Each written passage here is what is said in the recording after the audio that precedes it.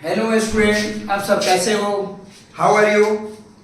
My name is Shravan Kumar Singh और हम लेकर आए हैं आपका अपना favourite YouTube channel 0 to JEE NEET level physics and chemistry. Actually में 0 to जेई लेवल का मतलब क्या होता है? मेरा सेशन ही ये स्टार्ट होता है उन सारे बच्चों के लिए जिनका बेसिक कॉन्सेप्ट क्लियर नहीं है और वो जेई और नीट का प्रिपरेशन करना चाह रहे हैं या कर रहे हैं, तो उनका इस चैनल से काफी सारा चीज क्लियर हो जाएगा, है ना। हम लोग एकदम जीरो से स्टार्ट करेंगे और धीरे धीरे एक एक टॉपिक को समझते हुए बड़े बड़े क्वेश्चन को हम लोग सॉल्व करेंगे। So I will start from 0 to JEE level. तो हम सबसे पहले आज का सेशन स्टार्ट करते हैं ऑर्गेनिक में रिएक्शन मैकेनिज्म से। जो ऑर्गेनिक में आपका जो कुछ इंपॉर्टेंट टर्म्स है उन सारे टर्म्स को हम चाहते हैं कि पहले डिस्कस कर लें। इंडक्टिव इफेक्ट क्या है, मेसोमेरिक इफेक्ट क्या है, कार्बोकेटाइन क्या है, कार्बाइनाइन क्या है, फ्री रेडिकल क्या है, देन SN1 SN2 और डे बाय डे ऐसे 3-4 क्लास में हम इस चैप्टर को कंप्लीट कर लेंगे। तो सबसे पहले आज हम स्टार्ट करने जा रहे हैं रिएक्शन मैकेनिज्म। हम जो स्टार्ट करने जा रहे हैं वो हमारा जो टॉपिक होगा वो होगा reaction mechanism. Reaction mechanism actually में ये एक ऐसा टॉपिक है, अगर आपको रिएक्शन मैकेनिज्म का एक एक स्टेप आपको पता है, रिएक्शन मैकेनिज्म का एक एक स्टेप अगर पता है तो अपने आप रिएक्शन आप सोचने लगेंगे। क्योंकि देखो ऑर्गेनिक केमिस्ट्री एक्चुअली में है क्या, ये एक शतरंज है। आपको एक स्टेप लिखने से पहले 4 स्टेप आपको सोचना होगा कि अगला हमारा 2 स्टेप में प्रोडक्ट क्या बनने वाला है। ये बहुत सारा क्वेश्चन रोड मैप टाइप का क्वेश्चन होगा, जहां पे आप किसी रिएक्शन में रिएक्टेंट में रिएजेंट ऐड कर रहे हो तो फिर आपको अपने आप 2-3 स्टेप सोचना होगा कि भाई इधर अगर हम जाते हैं तो प्रोडक्ट क्या बनेगा, इस साइड में अगर हम जाते हैं तो प्रोडक्ट क्या बनेगा, मेजर क्या होगा, माइनर क्या होगा। ये सारा छोटा छोटा टर्म जो है आप रिएक्शन मैकेनिज्म से कंप्लीट कर सकते हो। इसीलिए हम पहला प्रायोरिटी देते हैं ऑर्गेनिक केमिस्ट्री सीखने के लिए कि आपका रिएक्शन मैकेनिज्म काफी बढ़िया हो और काफी बढ़िया होगा। तो सबसे पहले हम लोग रिएक्शन मैकेनिज्म का बात करते हैं। एक्चुअली में स्टेप बाय स्टेप रिएक्शन को हम लोग बोलते हैं रिएक्शन मैकेनिज्म। एक्चुअली में ये है क्या, तो ये step by step reaction are called reaction mechanism. Reaction mechanism. आप इन बातों को ध्यान से सुने। हमने लिखा है step by step, her reaction का एक अपना स्टेप होगा, है ना। हर रिएक्शन का अलग अलग स्टेप होगा। एक रिएक्शन जरूरी नहीं है कि एक ही स्टेप में कंप्लीट हो जाएगा, उसमें बहुत सारा स्टेप आएगा। रिएक्शन इंटरमीडिएट आएगा, कभी कार्बोकेटाइन स्टेबल बनेगा, कभी कार्बोकेटाइन अनस्टेबल होगा। तो ऐसे ऐसे बहुत सारे छोटे छोटे स्टेप आएंगे। उन सारे स्टेप को जब हम जोड़ेंगे तो उसको हम लोग बोलेंगे केमिकल रिएक्शन। अब बात है केमिकल रिएक्शन में, जैसे मान लो एक छोटा सा एग्जांपल हम लेते हैं। हमारे पास मान लो R है और ये हमारे पास क्या है, आप ऐसे सोचो यहाँ Cl है। R एल्काइल है, हम डिटेल में आएंगे। R एक एल्काइल ग्रुप है, हो सकता है मिथाइल हो, इथाइल हो, नंबर ऑफ कार्बन पे डिपेंड करता है। और X हाइड्रोजन है, हाइड्रोजन में यहाँ क्लोरीन हो सकता है, ब्रोमीन हो सकता है, आयोडीन हो सकता है। एक्चुअली में हम अगर यहाँ, है ना, चलो Cl ही लेकर चलते हैं और हमने यहाँ ले लिया KOH। ये सब आपको समझ में आएगा और फिर हम इसका रिएक्शन करा रहे हैं। तो अभी आपको पता होना चाहिए क्लोरीन का इलेक्ट्रोनेगेटिविटी ज्यादा है, ये माइनस डेल्टा है और ये क्या है, प्लस डेल्टा है। यहाँ ऑक्सीजन के ऊपर माइनस है, OH माइनस है और ये क्या है, प्लस है।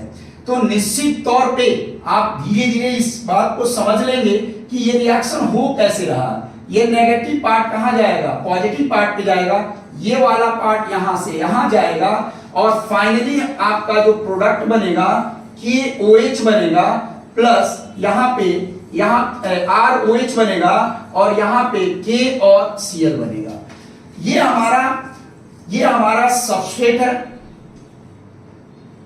इसको हम लोग बोलेंगे सबस्ट्रेट। ये हमारा रिएजेंट है और ये हमारा प्रोडक्ट है। ये बाई प्रोडक्ट होता है। सबस्ट्रेट और रिएजेंट को अगर हम एक साथ देखें तो this is called reactant, this is called reagent. Reactant मतलब केमिकल रिएक्शन में, ऑर्गेनिक का केमिकल रिएक्शन में दो चीज इंपॉर्टेंट हो जाता है। एक इंपॉर्टेंट हो जाता है ये सबस्ट्रेट, और दूसरा बात इंपॉर्टेंट हो जाता है रिएजेंट। ये दो बात आप समझिए, किसी भी ऑर्गेनिक रिएक्शन में सबस्ट्रेट इंपॉर्टेंट हो जाता है और आपका रिएजेंट इंपॉर्टेंट हो जाता है। रिएजेंट आपको हमेशा याद रखना होगा, धीरे धीरे बहुत सारा रिएजेंट रिपीटेड होता है जो आपको याद हो जाता है। सबस्ट्रेट में बहुत सारा बात आएगा जो मैकेनिज्म क्लियर करेगा। कैसे? सबस्ट्रेट में हो सकता है कि ये जो एल्काइल हाइलाइड आपके सामने है 1 डिग्री हो, 2 डिग्री हो, 3 डिग्री हो, तो आप कैसे जानेंगे कि हमारा 1 डिग्री है, 2 डिग्री है, 3 डिग्री है? तो रिएक्शन का मोड किधर होगा, रिएक्शन किस डायरेक्शन में जाएगा। सबस्ट्रेट हमारा किस टाइप का है, स्ट्रॉन्ग बेस है, वीक बेस है ना, स्ट्रॉन्ग इलेक्ट्रोलाइट है, स्ट्रॉन्ग न्यूक्लियोफाइल है, वीक न्यूक्लियोफाइल है।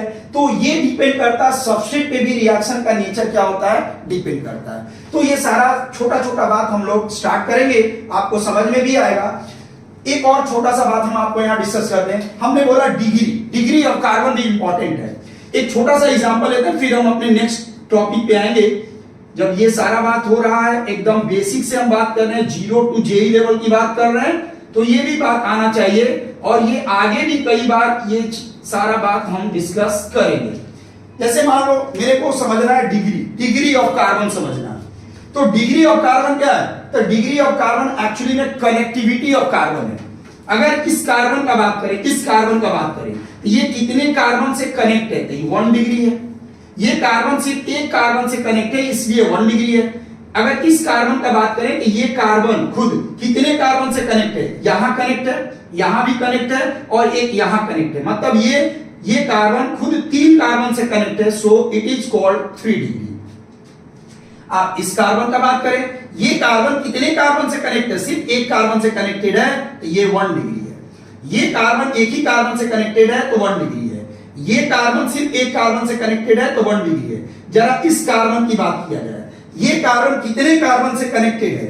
ये कार्बन यहां भी कनेक्टेड है, यहां भी कनेक्टेड है, यहां भी है, और यहां भी है। 4 अदर कार्बन से कनेक्टेड है, so it is called 4 degree. आप ध्यान से देखें, ये कार्बन 4 डिग्री है। ये कार्बन कितने कार्बन से कनेक्टेड है? तो ये 2 कार्बन से कनेक्टेड है, तो 2 डिग्री। ये कार्बन कितने कार्बन से कनेक्टेड है? तो 1 डिग्री। तो ये आपको बतला रहा है डिग्री ऑफ कार्बन। ये क्या बता रहा है? Degree of carbon. जैसे आपसे पूछा जाए कि आप बताइए 1 डिग्री कार्बन कितना है, तो आप देखिए 1 डिग्री कार्बन ये है 1, 2, 3, 4 और 5, टोटल 1 डिग्री कार्बन 5 है। अगर आपसे बोला जाए 2 डिग्री कार्बन कितना है, 2 डिग्री कार्बन कितना है, तो आप इमेजिन कीजिए 2 डिग्री कार्बन कितना, 1 है, तो सिर्फ एक कार्बन 2 डिग्री है। अगर आपसे बोला जाए कि 3 डिग्री कार्बन कितना है, तो इस पूरे कंपाउंड में 3 डिग्री कार्बन भी एक ही है। आपसे बोला जाए कि बाबू 4 डिग्री कार्बन कितना है, तो आप बड़ा प्यार से बोलेंगे 4 डिग्री कार्बन कितना है, 1 है। एक इंपॉर्टेंट बात आपको बता दें कि 4 डिग्री कार्बन में हाइड्रोजन क्या होता है? 0 होता है। हाइड्रोजन क्या होता है? 0 होता है। 4 डिग्री कार्बन में हाइड्रोजन का नंबर क्या होता है? 0 होता है। तो ये बेसिक कॉन्सेप्ट है जो आपको जाननी है। ये छोटा छोटा बात है, आगे भी रिपीट होगा, बट इन सारे छोटे छोटे बात को समझिए। डिग्री ऑफ कार्बन क्या है, यही पे एक और छोटा बात डिस्कस कर रहे हैं। बॉन्ड लाइन क्या होता है? बॉन्ड लाइन, अगर हम आपसे इस तरीके का कोई कंपाउंड ले लें, इस तरीके का ऑर्गेनिक कंपाउंड हम आपको दे दें, तो आप समझिए कि ये आपका कार्बन है, ये आपका क्या है? कार्बन है, ये आपका कार्बन है, और ये कार्बन है। ये जो ज्वाइंट है, ये ज्वाइंट रिप्रेजेंट कर रहा है कार्बन। ये आपसे कोई बोल दे कि बताओ भाई ये कितना डिग्री कार्बन है, तो ये 1 डिग्री कार्बन है। ये कार्बन कितना डिग्री है, तो ये 2 डिग्री कार्बन है। ये कार्बन कितना डिग्री है, तो 3 डिग्री कार्बन है। और ये कितना डिग्री है, तो 1 डिग्री कार्बन है। देखिए ये सारी बातें हम इसलिए बता रहे हैं कि आपको ऐसा लगता होगा कि मेरे को आता है, ये बहुत बेसिक बात है, बट हमको पता है कि हम जब ये चैप्टर में आगे बढ़ेंगे और जब हम डिग्री का बात करेंगे, तो बहुत सारे ऐसे बच्चे हैं जिनको डिग्री पता ही नहीं है कि 1 डिग्री कार्बन क्या होता है, 2 डिग्री कार्बन क्या होता है, 3 डिग्री कार्बन क्या होता है। तो ये आपको पता होनी चाहिए।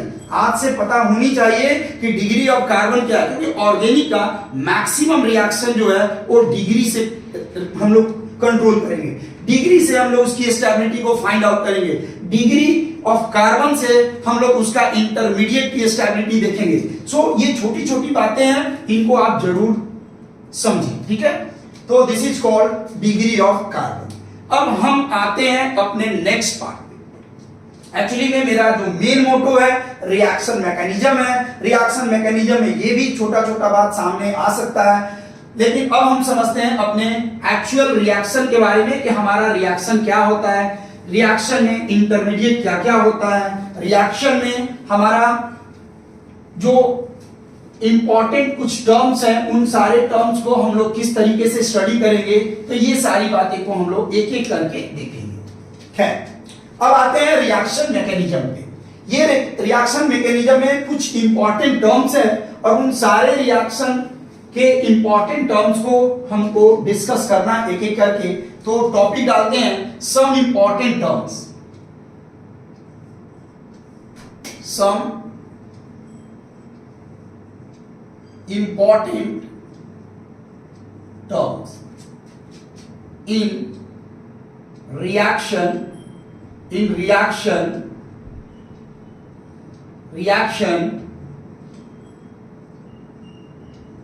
mechanism.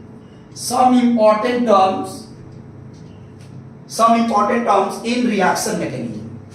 First of all, आप ऐसे समझिए चीजों को, आप ऐसे समझे, हम सबसे पहले बात करने जा रहे हैं इंडक्टिव इफेक्ट। इंडक्टिव इफेक्ट का बात कर रहे हैं, that is called I effect. इसको हम लोग आई इफेक्ट के नाम से भी जानते हैं। एकदम ध्यान से सुनना है, ये सारा चीज एकदम डिटेल में हम लोग पढ़ेंगे, एकदम डिटेल में पढ़ेंगे, क्योंकि जेईई नीट में भी आपको डायरेक्ट इससे क्वेश्चन पूछा जाता है। नेक्स्ट हम लोग पढ़ेंगे मेजोमेरिक इफेक्ट पढ़ेंगे, या इसी को हम लोग पढ़ेंगे रेजोनेंस इफेक्ट। आपको बता दें कि ऑर्गेनिक केमिस्ट्री में ये जो रेजोनेंस वर्ड हम लिखे हैं ये काफी इंपॉर्टेंट है, और हम इसको अपने लेक्चर में काफी डिटेल में पढ़ाएंगे, क्योंकि आपको जब तक रेजोनेंस का नॉलेज नहीं होगा आप रिएक्शन को नहीं समझ सकते हो। तो हम लोग इस पे काफी टाइम देंगे, काफी अच्छे से रेजोनेंस समझेंगे, और आप रेजोनेंस करोगे सारे मॉलिक्यूल्स में। नेक्स्ट हमारा होगा hyper conjugation effect. Hyper conjugation effect, that is called H effect. H effect हो गया। नेक्स्ट हमारे पास होगा इंडक्टिव इफेक्ट हमने बताया, मेजोमेरिक इफेक्ट हमने बताया, हाइपर कंजुगेशन बताया। नेक्स्ट हम लोग पढ़ेंगे इलेक्ट्रोमेरिक इफेक्ट। ये काफी इंपॉर्टेंट तो नहीं है, बट फिर भी आपको काम आएगा, इस चीज पे हम लोग ध्यान देंगे। फिर इसके बाद हम लोग बात करते हैं रिएक्शन इंटरमीडिएट पे। इसके बाद हम बात कर रहे हैं रिएक्शन इंटरमीडिएट। इसके बाद हम लोग बात करें रिएक्शन इंटरमीडिएट पे। अगर हम रिएक्शन इंटरमीडिएट का बात करें तो आप जरा ध्यान से देखना, हम रिएक्शन इंटरमीडिएट का बात करें तो आप जरा ध्यान से देखना। हमारे पास रिएक्शन इंटरमीडिएट अलग अलग होगा।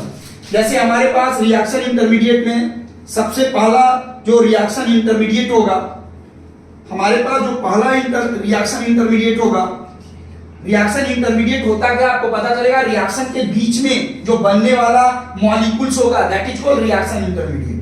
पहला जो होगा कार्बोकेटायन, कार्बोकेटायन, या इसी को हम लोग बोलते हैं कार्बोनियम आयंस।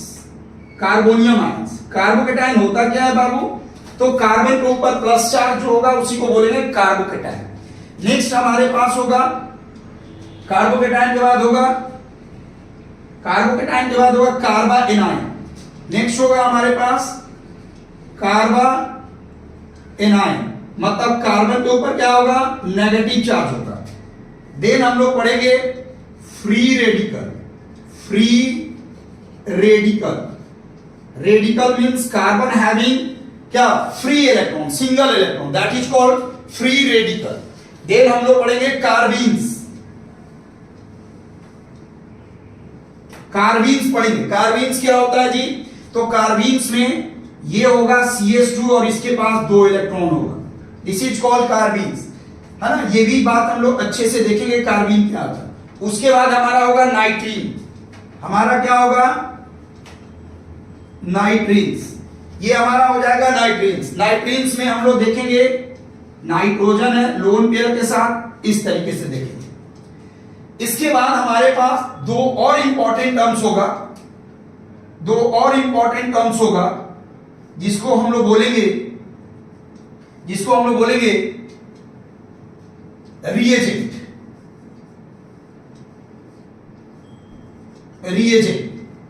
रिएजेंट हमारे पास 2 तरह का होगा, एक होगा इलेक्ट्रोफिलिक रिएजेंट,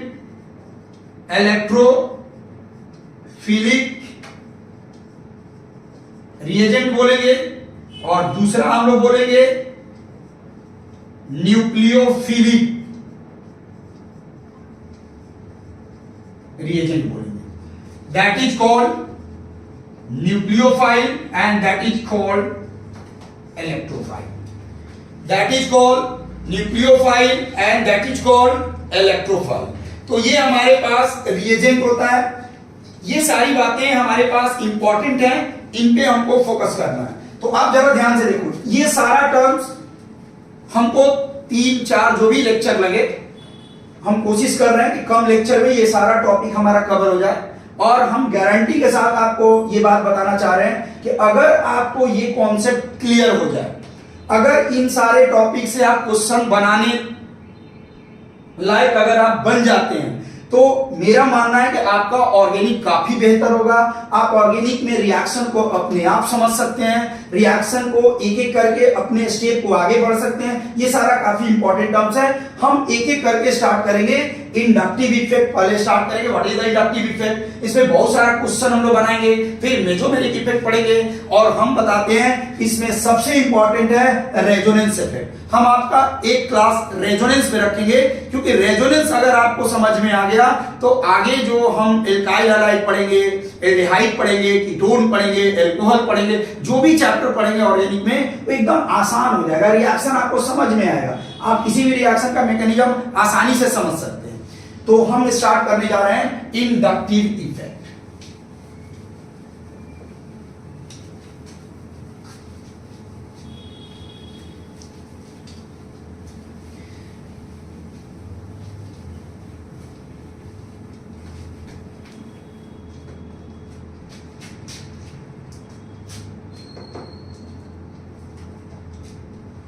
इंडक्टिव इफेक्ट हम स्टार्ट करने जा रहे हैं।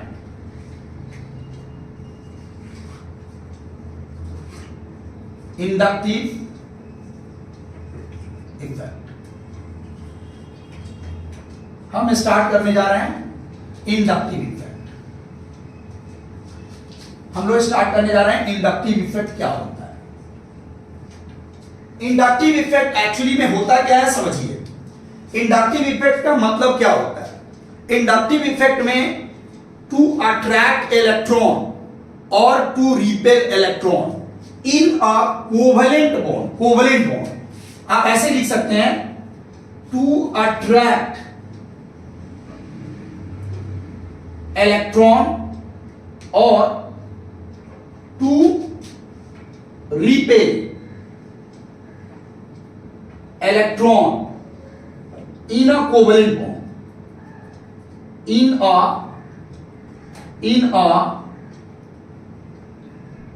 covalent bond। अब बात समझिए, in a covalent bond to attract electron, ध्यान से सुनिए, to attract electron या to repel electron in a covalent bond। covalent bond बोले तो सिग्मा बॉन्ड, मतलब आप ऐसे समझिए हमेशा inductive effect operate in sigma bond. Pi bond में कभी भी इंडक्टिव इफेक्ट हम लोग नहीं देखेंगे। मतलब इंडक्टिव इफेक्ट में कुछ ऐसा होगा कि या तो इलेक्ट्रॉन को हम रिपेल करेंगे या तो इलेक्ट्रॉन को अपने तरफ अट्रैक्ट करेंगे। ऐसे फिनोमेना को हम लोग बोलते हैं इंडक्टिव इफेक्ट। इंडक्टिव इफेक्ट हमारे पास दो तरीके से होगा।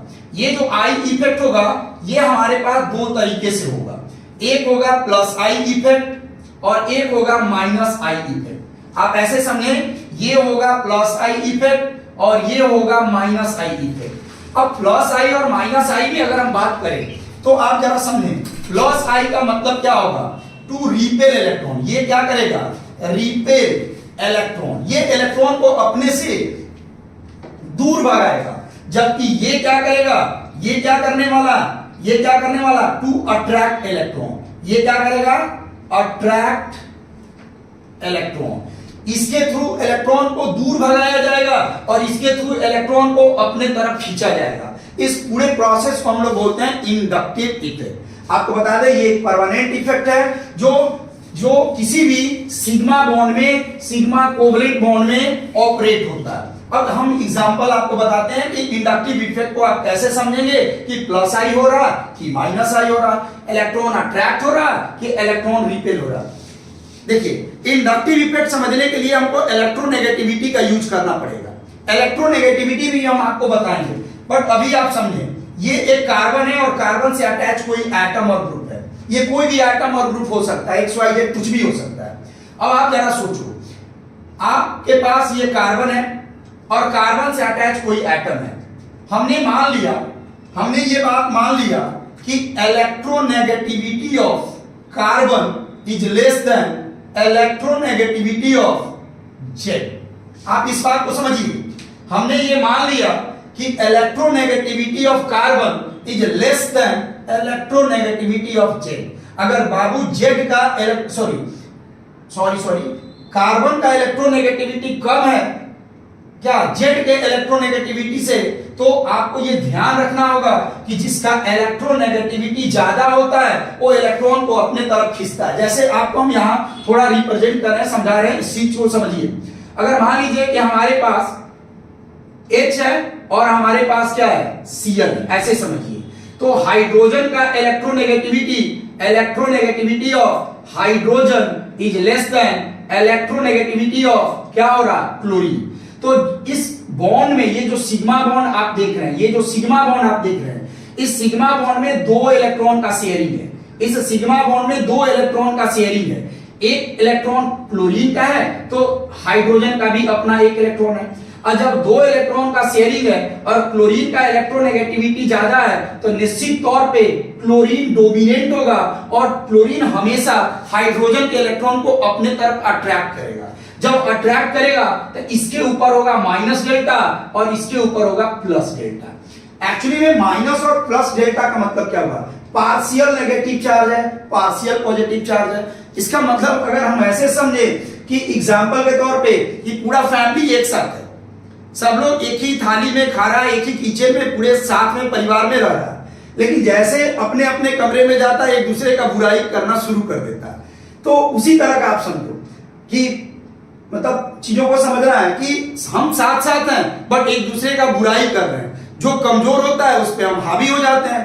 तो यहां भी वही कहानी है, क्लोरीन का इलेक्ट्रोनेगेटिविटी ज्यादा है जबकि ये बॉन्ड एक साथ है, दोनों की स्टेबिलिटी एक दूसरे से रिप्रेजेंट हो रहा। बट यहां देखो बॉन्ड बनने के लिए, स्टेबिलिटी के लिए दोनों का जरूरत है, लेकिन chlorine by nature more electronegative है, इसलिए इलेक्ट्रॉन को अपने तरफ खींच रहा है। और जब ये अपने तरफ खींच रहा है तो निश्चित तौर पे इसके ऊपर क्या आएगा, नेगेटिव चार्ज, और जिसका इलेक्ट्रॉन दूर जाएगा उसके ऊपर क्या आएगा, पॉजिटिव चार्ज। तो हमने यहां पे यही समझाया। इसको समझने के लिए कुछ और बात आपको समझना इंपॉर्टेंट है। क्या, इलेक्ट्रोनेगेटिविटी आप जानना है। आप जानिए कि electronegativity that is called EN क्या होता है, ये होता क्या है। हम आपको इलेक्ट्रोनेगेटिविटी के बारे में बहुत ज्यादा डिटेल में नहीं बता रहे हैं, पर थोड़ा जानिए। ये बॉन्डेड एटम में देखा जाता है, जस्ट लाइक HCl, ये बॉन्डेड एटम है। इस बॉन्डेड एटम में जिसकी इलेक्ट्रोनेगेटिविटी ज्यादा है वो इलेक्ट्रॉन पेयर को अपनी तरफ अट्रैक्ट करेगा, और जिसका इलेक्ट्रोनेगेटिविटी कम है वो इलेक्ट्रॉन को रिपेल करेगा, अपने से दूर जाने देगा। तो यहां पे हम बात कर रहे हैं इलेक्ट्रोनेगेटिविटी का, तो आप कुछ डाटा याद रखें, काम आपका निकल जाएगा। जैसे आपको बता दें फ्लोरीन का इलेक्ट्रोनेगेटिविटी होता है 4.0, ये पूरे पीरियोडिक टेबल में सबसे ज्यादा इलेक्ट्रोनेगेटिव शो करने वाला एलिमेंट है फ्लोरीन। उसके बाद अगर कोई एग्जिस्ट करता है तो वो है ऑक्सीजन, जिसका इलेक्ट्रोनेगेटिविटी होगा 3.5। अब बड़ा आसानी से याद कर सकते हैं, पूरे नेचर में मोस्ट इलेक्ट्रोनेगेटिव एलिमेंट कौन है? फ्लोरीन, सबसे ज्यादा, सबसे पावरफुल। इसके पॉकेट से पैसा निकालना इतना आसान नहीं है। अगर उसके बाद कोई इसका संस्कार गेन किया है तो वो कौन है? ऑक्सीजन। ऑक्सीजन कम नहीं है, ये भी 3.5 है। ये देना नहीं जानता है, सिर्फ इलेक्ट्रॉन खींचना जानता है। उसके बाद अगर कोई है तो नाइट्रोजन है, नाइट्रोजन का होता है 3.0। उसके बाद इनका क्लोरीन का जरा देखिए, ये भी लगभग वही उसी रेंज में है। उसके बाद हम मेन आपको लिख रहे हैं, कार्बन जो हमको मेन जरूरत है 2.5 है। देन हाइड्रोजन आप ले सकते हैं 2.1 और सीजियम आप ले सकते हैं 0.6 हम लेकर चलते हैं। कोई कोई किताब में 7 भी दिया रहता है, आप मान सकते हैं 0.7, कोई प्रॉब्लम नहीं। आपको ये समझना होगा पूरे पीरियोडिक टेबल बोल रहे हैं तो आपको समझ में आ रहा होगा, पीरियोडिक टेबल में सारे नेचर के एलिमेंट्स होते हैं। पूरे पीरियोडिक टेबल में ये हमारा लिस्ट इलेक्ट्रोनेगेटिव है। ये हमारा क्या है? लिस्ट। ये हमारा लिस्ट इलेक्ट्रोनेगेटिव शो करने वाला एलिमेंट है। और ये पूरे केमिस्ट्री में, पूरे पीरियोडिक टेबल में ये हमारा मोस्ट इलेक्ट्रोनेगेटिव एलिमेंट है। तो ये बात आपको एकदम क्लियर पता होना चाहिए। फ्लोरीन का इलेक्ट्रोनेगेटिविटी सबसे ज्यादा होता है, ऑक्सीजन का इलेक्ट्रोनेगेटिविटी उसके बाद होता है, then nitrogen, chlorine, carbon, hydrogen और 0.7 या 6 भी बोल सकते हैं सीजियम। तो ये आपको ऑर्गेनिक में हमेशा काम आएगा, क्योंकि आपको हमेशा इस टाइप का बॉन्ड का पोलैरिटी चेक करना होगा। आपको ये बॉन्ड का पोलैरिटी दिखाना होगा। जैसे आप पोलैरिटी दिखाएंगे वैसे रिएक्शन आगे आप बढ़ेंगे। तो ये सारा कॉन्सेप्ट जो है यहीं से क्लियर होगा, आपको समझ में आ गया होगा। जैसे H और Cl है, Cl का इलेक्ट्रोनेगेटिविटी देखिए क्या है? 3.0 है, आप देख लीजिए, है ना। आप यहां देखिए क्लोरीन का इलेक्ट्रोनेगेटिविटी कितना है? 3.0 है। हाइड्रोजन का इलेक्ट्रोनेगेटिविटी 2.1 है। निश्चित तौर पे क्लोरीन का इलेक्ट्रोनेगेटिविटी ज्यादा है हाइड्रोजन से, तो इलेक्ट्रॉन तो शिफ्ट होगा टुवर्ड्स द हाइड्रोक्लोरीन। ठीक है, तो ये एक छोटा सा कॉन्सेप्ट है, इसको आप जरूर समझें, फिर आगे ऐसे छोटा छोटा बात हम डिस्कस करेंगे। अब यहां पे आते हैं, हमें पता है कि Z का इलेक्ट्रोनेगेटिविटी ज्यादा है कार्बन से। जब Z का इलेक्ट्रोनेगेटिविटी ज्यादा है कार्बन से, तो निश्चित तौर पे Z, यहां पे इलेक्ट्रॉन का शेयरिंग देखिए, ये कार्बन है और ये Z है। Z का इलेक्ट्रोनेगेटिविटी ज्यादा है, तो निश्चित तौर पे Z इलेक्ट्रॉन को, कार्बन के इलेक्ट्रॉन को, बात को समझिए, Z अपने इलेक्ट्रॉन को अपने तरफ नहीं खींचेगा, Z कार्बन के इलेक्ट्रॉन को अपने तरफ खींचेगा। इसलिए ये मोर इलेक्ट्रोनेगेटिव होगा, पार्शियल नेगेटिव चार्ज है, और ये है पार्शियल पॉजिटिव चार्ज है। मतलब जरा देखिए कितना इंटरेस्टिंग बात है। ये Z इसके साथ रहना भी चाहता है अपने स्टेबिलिटी के लिए, मान लीजिए ऑक्टेट ही पूरा कर रहा होगा। ये Z इसके साथ रहना भी चाहता है अपने स्टेबिलिटी के लिए। और दूसरा इंटरेस्टिंग बात है कि Z इसको हमेशा क्या धोखा देने की स्थिति में है, हमेशा इस कार्बन के इलेक्ट्रॉन को अपने तरफ खींचने की स्थिति में है, लेकर भागने की स्थिति में है। ऐसे इफेक्ट को ही हम लोग बोलते हैं क्या? Inductive effect. मतलब यहां पे Z क्या कर रहा है? ये Z क्या कर रहा है? इलेक्ट्रॉन को अट्रैक्ट कर रहा है। जरा सोचिए, ये Z यहां क्या कर रहा है? ये Z इलेक्ट्रॉन को अट्रैक्ट कर रहा है, ये अट्रैक्ट कर रहा है, इसलिए ये शो करेगा -I और ये शो करेगा क्या? +I। यही हमारा बेसिक कॉन्सेप्ट था। ये Z जो है मोर इलेक्ट्रोनेगेटिव होने की वजह से इलेक्ट्रॉन को अट्रैक्ट कर रहा है, इसके वजह से इसके ऊपर -I आएगा और इसके ऊपर क्या आएगा? +I आएगा। अगर इमेजिनेशन करो, सेकेंड एग्जांपल, अगर हमारे पास यही कॉन्सेप्ट इस तरीके से हो, जरा सोचो, ध्यान से सोचो, और हम बोल दें कि इस बार electronegativity of carbon is greater than electronegativity of क्या? Z। तो जरा सोचो, इस बार कार्बन का इलेक्ट्रोनेगेटिविटी ज्यादा है, कार्बन अपने तरफ इलेक्ट्रॉन को खींचना चाहता है, और जब कार्बन अपने तरफ इलेक्ट्रॉन को खींचेगा तो निश्चित तौर पे यहां होगा -डेल्टा और यहां होगा +डेल्टा। मतलब ये शो करेगा क्या? इस बार Z क्या शो करने वाला है? प्लस आई शो करने वाला है और कार्बन क्या शो करने वाला है, माइनस आई शो करने वाला है। ये हमारा एक बेसिक कॉन्सेप्ट है, इस पे एकदम आपको समझना होगा। इंडक्टिव इफेक्ट का सबसे बेसिक बात है कि जो इलेक्ट्रॉन को अपने तरफ खींचेगा, जैसे आप इमेजिन करो आप कि ये बॉन्ड है, ये बॉन्ड है ना, ये मेरे साइड का बॉन्ड है, ये आपके साइड का बॉन्ड है। अगर आपका इलेक्ट्रोनेगेटिविटी ज्यादा है, ये ब्लैक वाला कलर आपका है और ये व्हाइट वाला पार्ट मेरा है, अगर आपकी इलेक्ट्रोनेगेटिविटी ज्यादा है, आपका लगाव इस इलेक्ट्रॉन से ज्यादा है, तो हमेशा इस इलेक्ट्रॉन को आप अपने तरफ खींचोगे। तो जब खींचोगे आप तो आप रिप्रेजेंट करोगे माइनस आई, और हमसे जो इलेक्ट्रॉन रिपेल हो रहा, हमसे जो दूर जा रहा, ये शो करेगा क्या, प्लस आई। तो ये हमारा है इंडक्टिव इफेक्ट। काफी बेसिक इंपॉर्टेंट एग्जांपल हम आपको दिए कि इंडक्टिव इफेक्ट को कैसे समझेंगे, जिसका इलेक्ट्रोनेगेटिविटी मतलब पूरा ये कॉन्सेप्ट इलेक्ट्रोनेगेटिविटी पे क्या है, क्लियर है। अब आगे की बात करते हैं। तो इंडक्टिव इफेक्ट दो तरह से होगा, एक होगा प्लस आई और दूसरा होगा माइनस आई। माइनस आई हमेशा अट्रैक्ट करेगा, प्लस आई हमेशा क्या करेगा, रिपेल करेगा।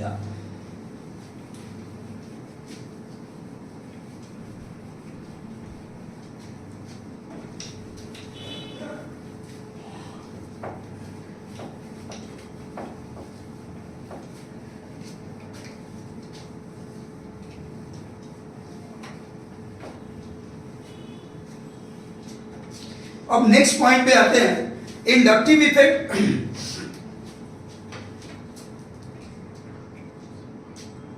कुछ पॉइंट्स हम इंपॉर्टेंट आपका डिस्कस कर देते हैं कि ये जो इंडक्टिव इफेक्ट है, in inductive effect, in I effect ऐसे लिखते हैं, इन आई इफेक्ट द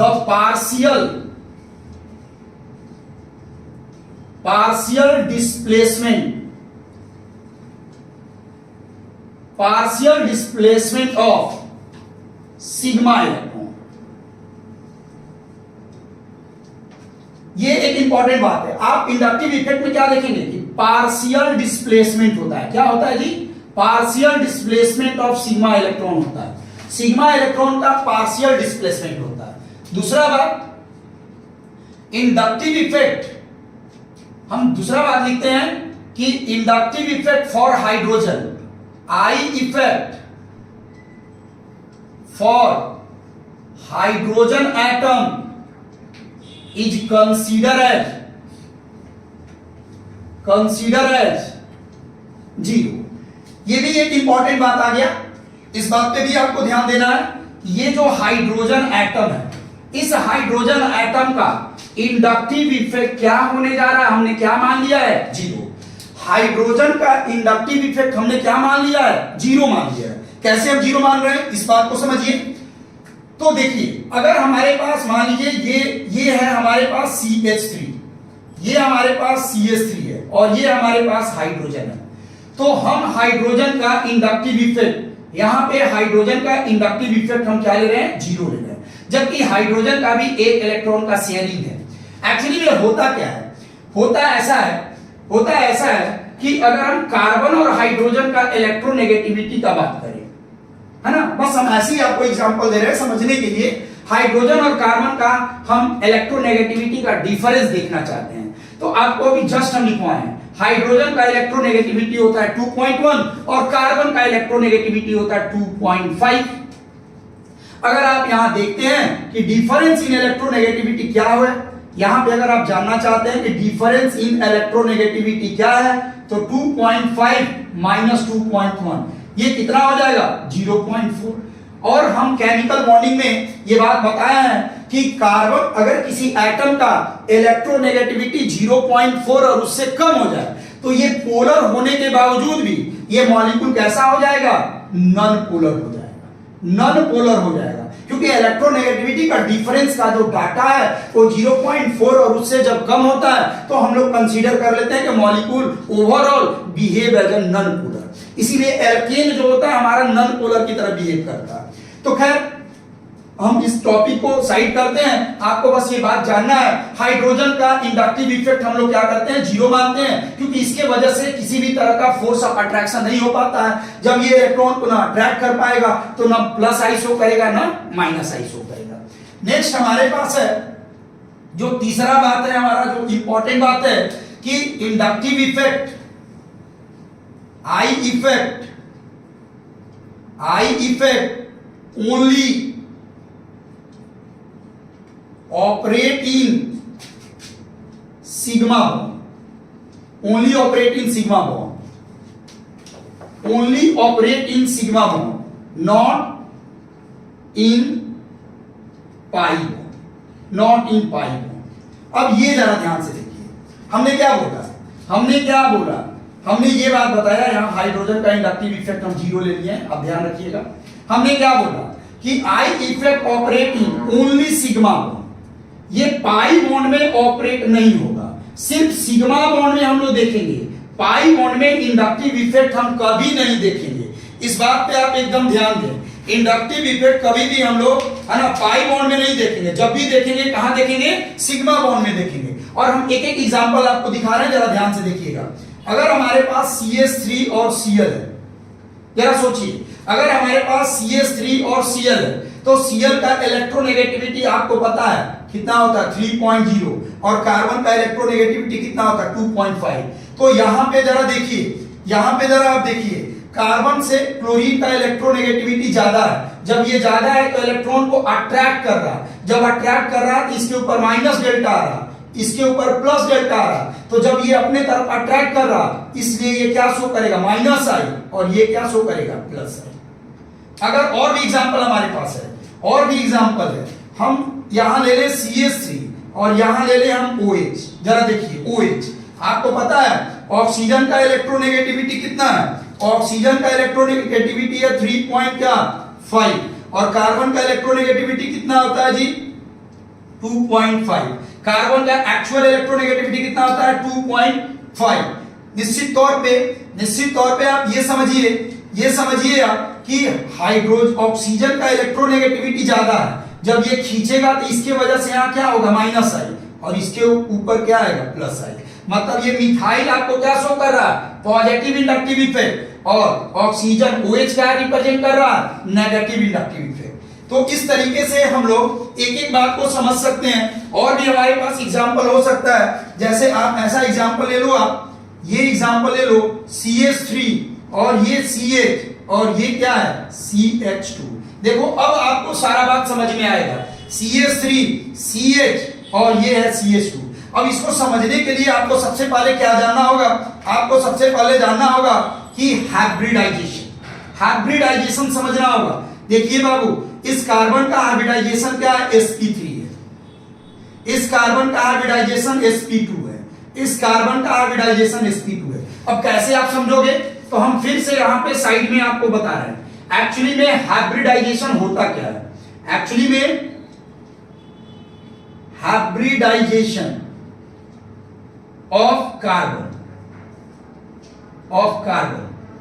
हम कार्बन में हाइब्रिडाइजेशन का बात कर रहे हैं, हम सबका हाइब्रिडाइजेशन नहीं निकाल रहे हैं, हमको ऑर्गेनिक में कार्बन का हाइब्रिडाइजेशन निकालना है, क्योंकि हर जगह हाइब्रिडाइजेशन कार्बन का आपको यूज करना होगा। तो फिर एक नया बेसिक चीज हम आपको बता रहे हैं जो केमिकल बॉन्डिंग से पढ़ना है, फिर हम यहाँ पे डिस्कस कर रहे हैं। एक्चुअली में आप चीजों को समझिए, कार्बन कार्बन सिंगल अगर बॉन्ड हुआ, चीजों को समझिए, कार्बन कार्बन सिंगल बॉन्ड अगर हुआ, ये देखिए कार्बन कार्बन सिंगल बॉन्ड हुआ तो कार्बन का हाइब्रिडाइजेशन क्या होगा, sp3। इस चीजों को समझिए, हम अच्छे से हम बता रहे हैं।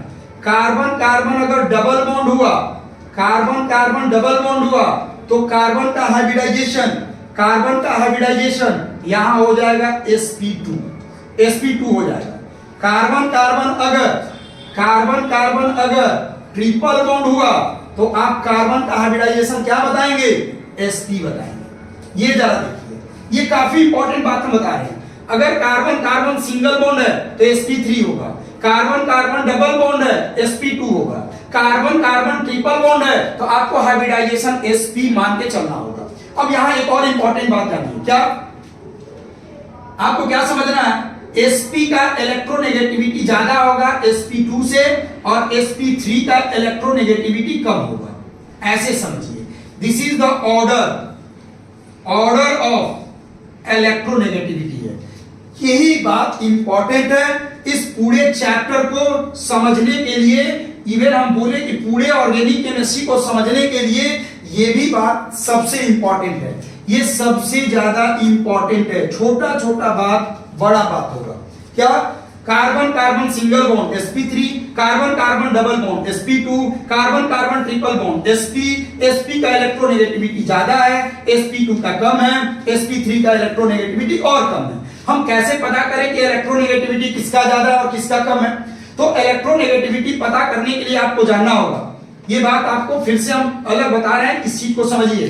अगर हम sp का बात करें तो sp में s का परसेंटेज जो होगा, s ऑर्बिटल का परसेंटेज जो होगा, परसेंटेज ऑफ s ऑर्बिटल क्या होगा 50% और p का परसेंटेज होगा 50% होगा। अगर हम यहाँ पे sp2 का बात करें तो sp2 में s का परसेंटेज कितना होगा, s का परसेंटेज होगा 33 पॉइंट समथिंग और हम अप्रॉक्स ले रहे हैं, और p का होगा 66 पॉइंट समथिंग। जबकि बाबू हम sp3 का ले लें तो आप देखिए s का परसेंटेज होगा 25% और p का परसेंटेज होगा क्या, p का परसेंटेज क्या होगा 75%। यहां से चीज एकदम स्पष्ट होने जा रहा है। क्या क्या होने जा रहा है यहां से स्पष्ट? अगर s का परसेंटेज ऑफ s कैरेक्टर बढ़ेगा तो इलेक्ट्रोनेगेटिविटी क्या होगा, बढ़ेगा, और परसेंट ऑफ p कैरेक्टर बढ़ेगा तो निश्चित तौर पे इलेक्ट्रोनेगेटिविटी क्या होगा, घट जाएगा। ये दोनों बात आप जरूर समझें, दोनों में से जो आपको समझ में आए उसी को अप्लाई करें, आपका कॉन्सेप्ट एकदम क्लियर रहेगा। ये समझिए हमने क्या बोला, s का परसेंटेज बढ़ाओगे तो इलेक्ट्रोनेगेटिविटी बढ़ जाएगा। आप जरा देखो तो यहाँ पे, आप यहाँ जरा देखिए, यहाँ पे s का परसेंटेज 50% है, यहाँ पे s का परसेंटेज क्या है 33% है, और यहाँ पे s का परसेंटेज है 25%। क्यों जी? 25% s है और s का परसेंटेज कम होगा तो इलेक्ट्रोनेगेटिविटी क्या होगा, कम होगा। तो आप ऐसे बोल सकते हो ना कि ट्रिपल बॉन्ड का इलेक्ट्रोनेगेटिविटी ज्यादा है, आप ऐसे बोल सकते हो कि कार्बन कार्बन ट्रिपल बॉन्ड का इलेक्ट्रोनेगेटिविटी ज्यादा है, डबल बॉन्ड का इलेक्ट्रोनेगेटिविटी कम है, और कार्बन कार्बन सिंगल बॉन्ड का इलेक्ट्रोनेगेटिविटी सबसे कम है। तो हम ये भी बात बोल सकते हैं कि सिंगल बॉन्ड से ज्यादा इलेक्ट्रोनेगेटिव होगा डबल बॉन्ड, डबल बॉन्ड से ज्यादा इलेक्ट्रोनेगेटिव हो जाएगा कार्बन कार्बन क्या, ट्रिपल बॉन्ड। आप ऐसे भी तो बोल सकते हो इलेक्ट्रोनेगेटिविटी ऑर्डर, ऐसे भी तो आप समझ सकते हो कि सिंगल बॉन्ड में यहाँ पे हाइब्रिडाइजेशन क्या था, sp3 था, डबल बॉन्ड में sp2 था, और ट्रिपल बॉन्ड में क्या हो गया, sp हो गया। तो ये भी बात आपको एकदम पता होनी चाहिए ताकि आप रिएक्शन को आसानी से समझ सकें। देखिए यहाँ कैसे हम यूज कर रहे हैं, हम इन सारे टॉपिक को, इन सारी बातों को हम यहाँ यूज कर रहे हैं। जरा देखिए, अभी हमने बोला कि इंडक्टिव इफेक्ट पाई बॉन्ड में नहीं होता है, तो भैया इंडक्टिव इफेक्ट हमको पाई बॉन्ड में नहीं देखना है। जब नहीं देखना है तो हम क्यों देखेंगे, यहां नहीं देखेंगे, हमको देखना है सिग्मा बॉन्ड में। ये हमारा सिग्मा बॉन्ड है, आपको पता है ये पाई बॉन्ड है। डबल बॉन्ड में ये भी आप जानिए, किसी एटम के बीच में सिंगल बॉन्ड होता है तो सिग्मा, किसी एटम के बीच में डबल बॉन्ड होता है एक सिग्मा एक पाई, किसी एटम के बीच में ट्रिपल बॉन्ड होता है एक सिग्मा, और जो रेस्ट दो बॉन्ड है ये क्या है, पाई बॉन्ड है। ये भी हम स्टार लगा रहे हैं, ये छोटा छोटा बात बड़ा बात है, इसको ध्यान में रखना है। तो जरा देखो भाई, अभी हमारा इलेक्ट्रोनेगेटिविटी एकदम क्लियर है। क्या? यहाँ पे sp है, sp2 है, और यहाँ पे sp3 है। यहाँ पे s का परसेंटेज ज्यादा है, sp2 का इलेक्ट्रोनेगेटिविटी ज्यादा है sp3 से, तो निश्चित तौर पे इस कार्बन का इलेक्ट्रोनेगेटिविटी ज्यादा है, इस कार्बन का इलेक्ट्रोनेगेटिविटी ज्यादा है, और इस कार्बन का इलेक्ट्रोनेगेटिविटी कम है, तो बॉन्ड किधर शिफ्ट होगा, sp2 की तरफ। मतलब ये क्या शो कर रहा है, ये शो कर रहा है -i, और ये कार्बन शो कर रहा है +i। मतलब डबल बॉन्ड से attach carbon -i negative inductive effect show करेगा, और sp3 से attach carbon +i effect show करेगा। ये हमारा कॉन्सेप्ट है। यहाँ पे सिग्मा और पाई में डिफरेंस आपको समझ में आ गया। पाई बॉन्ड में इंडक्टिव इफेक्ट नहीं होगा, जो भी होगा कहां होगा, सिग्मा बॉन्ड में होगा। तो पहले आप इसको उतारिए, फिर हम नेक्स्ट।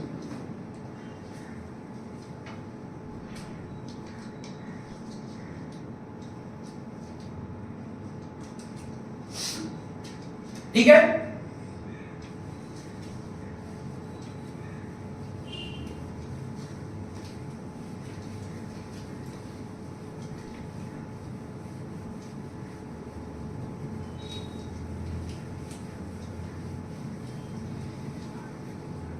नेक्स्ट एग्जांपल है, नेक्स्ट एग्जांपल पे आते हैं, जरा यहां पे ध्यान दीजिए।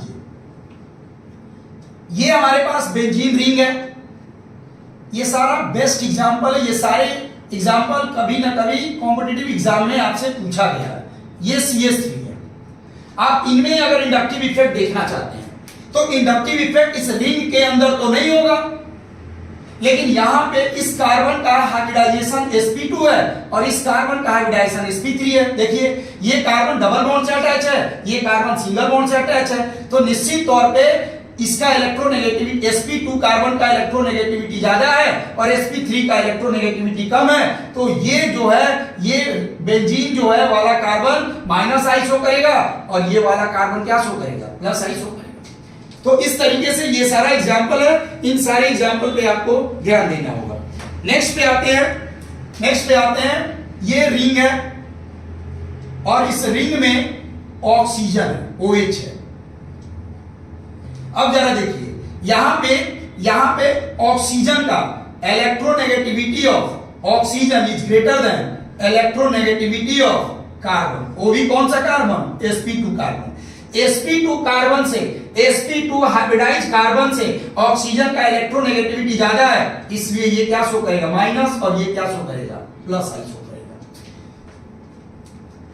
उसके बाद एग्जांपल हम लोग लेते हैं, उसके बाद और भी एग्जांपल हम लेते हैं। क्या हमारे पास हो सकता है, हमारे पास हो सकता है ये वाला एग्जांपल लेते हैं। हमारे पास है C carbon carbon triple bond, ये कार्बन कार्बन क्या होगा, ट्रिपल बॉन्ड, जरा ध्यान से देखिए, और यहां हो जाएगा, ये हो जाएगा carbon carbon double bond CH2, ऐसे समझते हैं। ये कार्बन कार्बन ट्रिपल बॉन्ड है, ये कार्बन कार्बन डबल बॉन्ड है।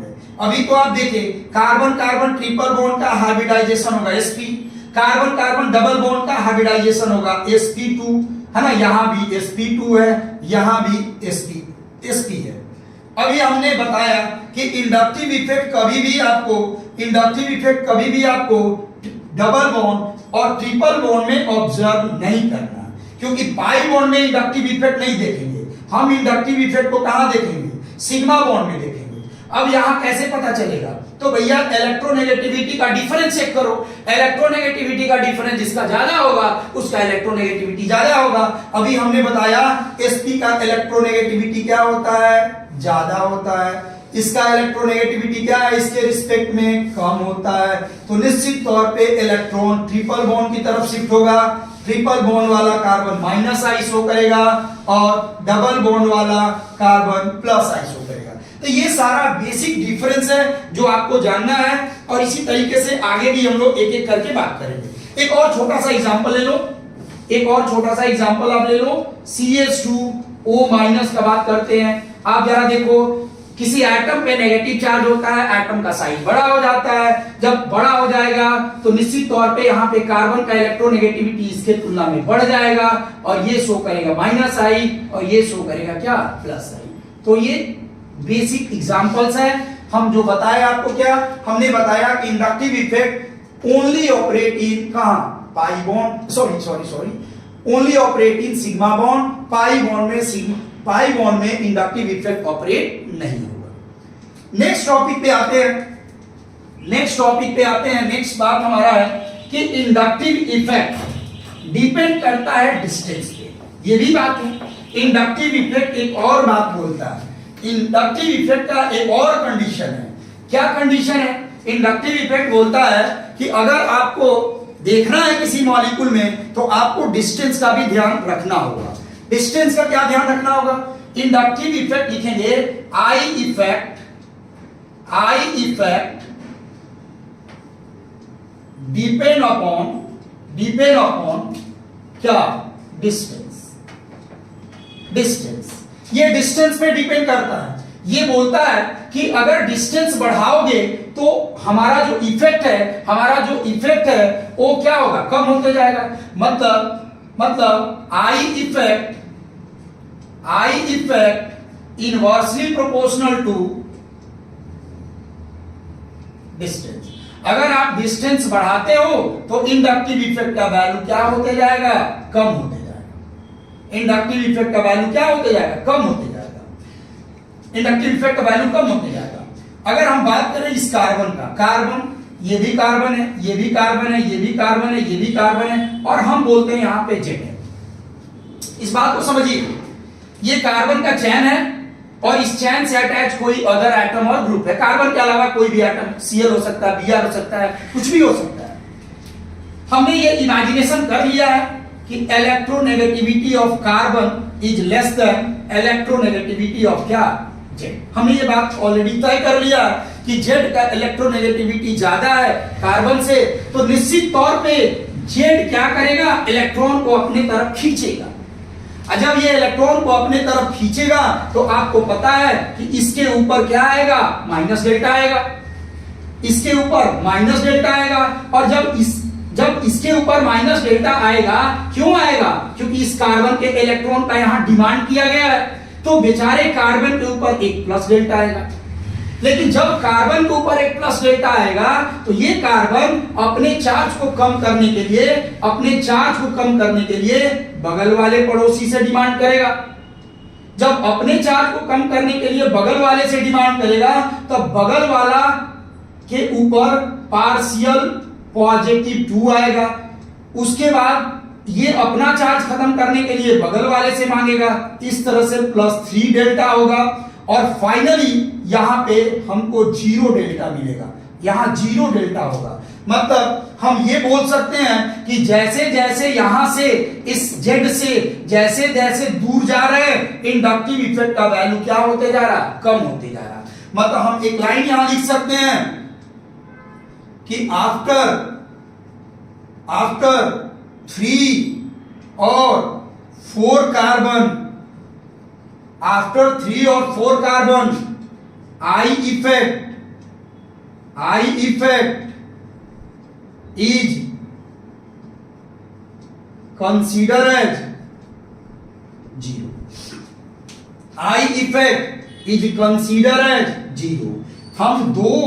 हम 3 और 3 से ज्यादा, 3 और 3 के बाद अगर हम बढ़ते जाएं तो I इफेक्ट का वैल्यू 0 हो जाएगा। हम इसको ऐसे समझ सकते हैं, जैसे एक एग्जांपल देते हैं, इस चीज को समझिए।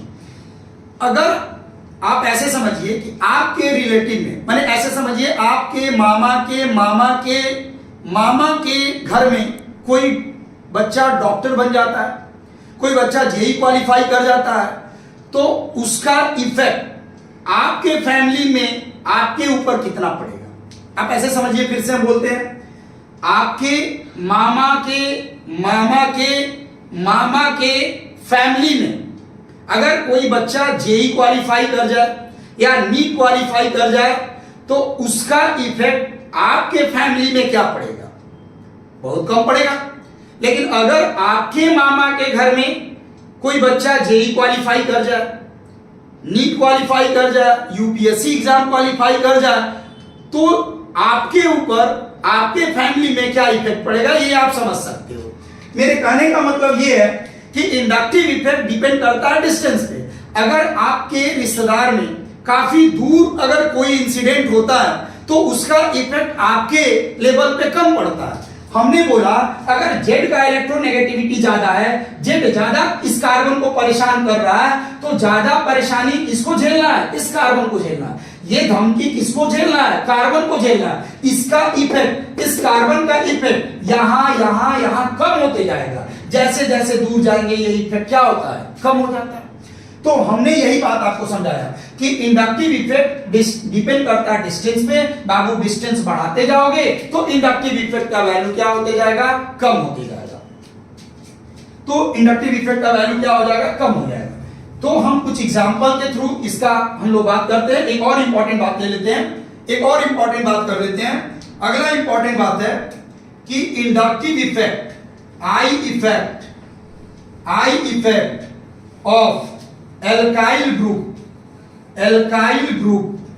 I effect of alkyl group is considered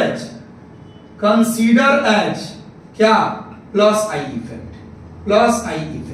ये भी एक इंपॉर्टेंट बात है कि जो हमारा इंडक्टिव इफेक्ट एल्काइल ग्रुप का होता है, एल्काइल ग्रुप, ये हमेशा प्लस आई शो करता है। क्यों जी? हमने बोला था कि ये जो प्लस आई इफेक्ट होता है ये डोनर होता है। समझिए बात को, आगे अभी इसी पे हम आने वाले हैं। प्लस आई इफेक्ट डोनर होता है। डोनर का मतलब इलेक्ट्रॉन डोनेट करेगा, मतलब कि ये इलेक्ट्रॉन पेयर इलेक्ट्रॉन डोनर है, मतलब आप ऐसे समझे इलेक्ट्रॉन डोनेट कर सकता है, पार्शियली डोनेट करेगा।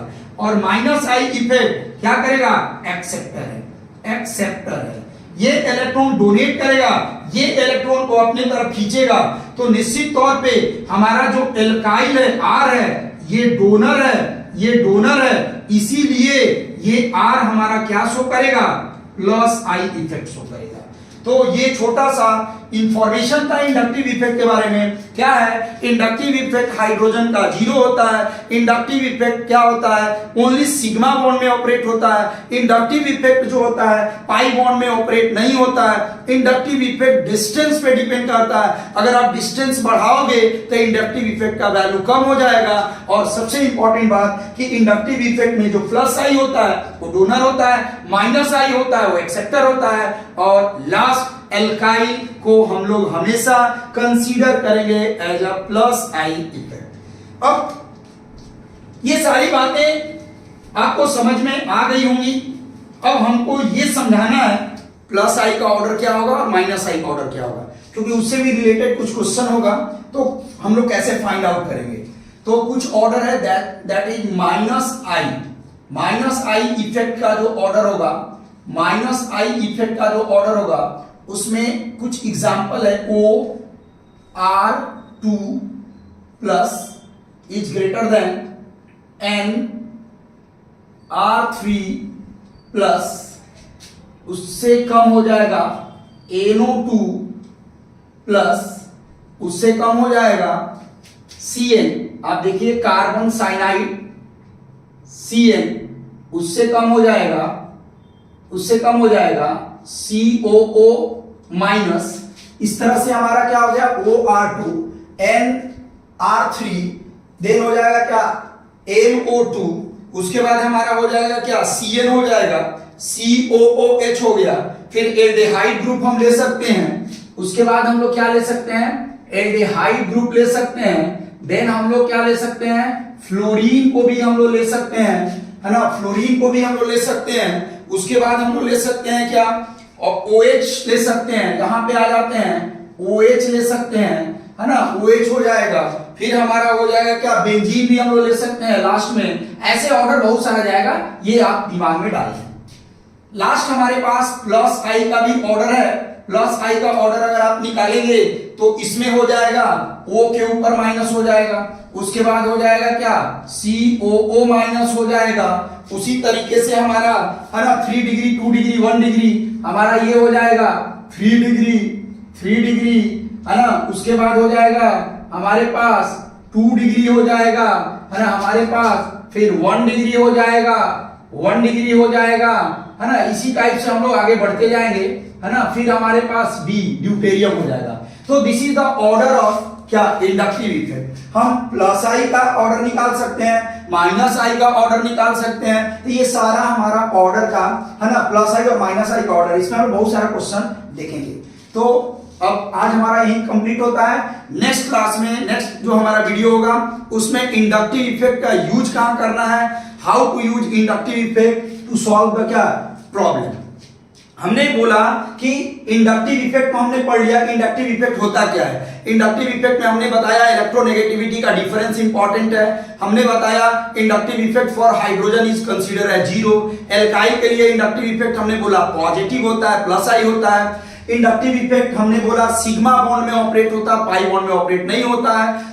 इंडक्टिव इफेक्ट डिस्टेंस पे डिपेंड करता है ना। डिस्टेंस बढ़ाओगे तो इंडक्टिव इफेक्ट का वैल्यू क्या होते जाएगा? कम होते जाएगा। ये सारा चीज तो हम पढ़ लिए, बट इसका यूज कहां करना है, इसका एप्लीकेशन क्या है, ये हम नेक्स्ट वीडियो में आपको बताएंगे।